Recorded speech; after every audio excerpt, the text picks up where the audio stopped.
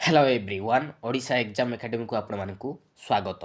आज बड़ अपडेट होची सिटी एंट्रांस एग्जाम 2026 रो आंसर की केबे प्रकाश पाइबो। जेउ समस्त प्रार्थी सिटी एंट्रांस परीक्षा देइछति से माने वर्तमान आंसर की को अपेक्षा करिछति। वर्तमान पर्यंत आंसर की प्रकाश तारीख घोषणा होई नै।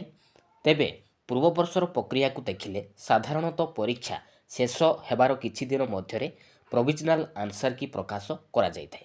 ସେହି ହିସାବରେ ସିଟି ଏଣ୍ଟ୍ରାନ୍ସ 2026 ଆନ୍ସର୍ କି ମଧ୍ୟ ଖୁବ୍ ଶୀଘ୍ର ପ୍ରକାଶ ପାଇପାରେ।